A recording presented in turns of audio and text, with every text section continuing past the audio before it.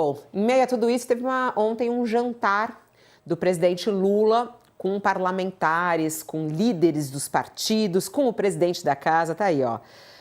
Só homem, né? Não tinha só nenhuma... azul, percebeu? Não tinha nenhuma mulher aí, tem uma mulher ali no fundo. O código de roupa, ou é um cinza bem claro, ou é todo mundo de azul. É a nova moda da política. Sempre esses encontros aí, enfim. Mas o assunto lá, 2026, o cardápio desse jantar, para variar, né? Só se fala de 2026. O presidente participou desse jantar com os líderes da base aliada, lá na Câmara dos Deputados, e Lula disse que está com a saúde em dia e que é candidatíssimo à reeleição de 2026. Prometeu manter contato mais ativo com o Legislativo, diz que o governo depende mais do Congresso do que o Congresso depende do Executivo. Encontrou durante mais de 2 horas dos mesmos moldes de um outro jantar feito pelo presidente do Senado, Davi Alcolumbre, no mesmo mês. Ele fez primeiro um jantar com o Senado, depois foi justamente um jantar com os parlamentares, com os deputados federais. E foi a primeira vez nesse terceiro mandato que Lula participou desse encontro na residência oficial do presidente da Câmara. Vamos lá, Sakamoto, começando com você. Lula candidatíssimo em 2026. Isso é o que também tem se falado muito, né? Nos bastidores da política, da esquerda. O que credencia Lula a ser o candidato para 2026, hein, Sakamoto? Primeiro, ser presidente, ser o incumbente. Quem está no governo, ele tem sempre chance, e muita chance, de ser reeleito. A grande exceção se chama Jair Messias Bolsonaro. Até muito se fala que não é que Lula ganhou de Bolsonaro. Bolsonaro perdeu a eleição por conta de todos os erros que cometeu, da pandemia até aliados que saíram atirando, como o Roberto Jefferson, ou com arma na mão, que nem a Carla Zambelli e tantas outras coisas que ocorreram, né? Mas que, ou seja, o primeiro, quem está no poder tem chance sempre maior de ganhar. Por quê? Porque por mais que a popularidade esteja em baixa, a popularidade do presidente Bolsonaro também caiu, depois subiu. O que acontece? Existe a máquina. No ano que vem, olha, é gasto, vai ser o quê? Isenção de R$5.000 de imposto de renda, outras coisas, outros benefícios que vão ser dados. A conta fica para o próximo governo, não importa quem ganhar. A conta do Bolsonaro, quem assumiu foi o Lula. Jogar precatório para frente, um monte de... aquela coisa, aquele pacote para a reeleição, a PEC da reeleição, que ele liberou dinheiro para gastar. Tudo isso aconteceu durante o governo Bolsonaro, o governo Lula vai fazer a mesma coisa. Então, em primeiro lugar, segundo, não tem um outro nome que agregue como Lula. Agregue que pega uma parte do centrão, que pega a esquerda, em que você tem uma união, inclusive, dentro do próprio Partido dos Trabalhadores, que é o maior partido de esquerda centro-esquerda no país, né, hoje. Então, ou seja, o Lula é o nome de consenso, porque é o Lula.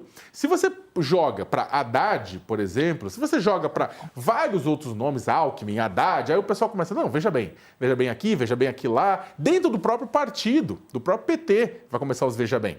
Então, se o Lula estiver com saúde, e essa é uma ressalva que ele faz, que ele fez, que ele continua fazendo, se ele tiver saúde para tanto, né, vai ele. É aquela coisa dentro da esquerda, mas o pessoal na esquerda não fala que não era hora da renovação, de um outro nome, botar alguém mais novo, etc e tal. Sim, se a popularidade do Lula tivesse que nem em 2010, em 89%, né, no final do governo, ele elegeria qualquer pessoa, como ele elegeu a própria Dilma.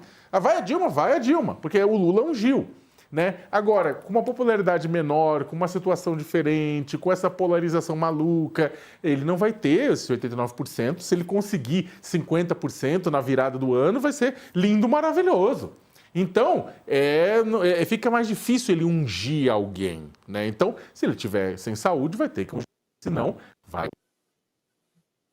Terceira coisa, Fabiola, eu acho que é o seguinte, esse jantar, ele teve um objetivo de freio de arrumação também. Em que sentido? Você tem o Lula chegando, dizendo para o Centrão, dizendo para lideranças, falando o seguinte, olha, primeiro, eu estou no jogo, tá? Então não adianta vocês ficarem procurando A, B, Bolsonaro, Caiado, Zema, Castro, Tarcísio, todo mundo assim. Eu estou no jogo e eu estou com a máquina. Então, vem em mim que é sucesso.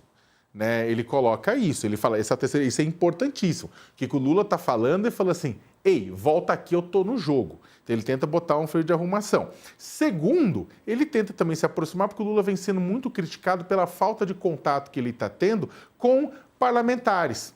Né? O Fernando Henrique fazia muito contato com os parlamentares, o próprio Lula no governo 1 e 2 fazia muito contato com os parlamentares, a Dilma não gostava de fazer.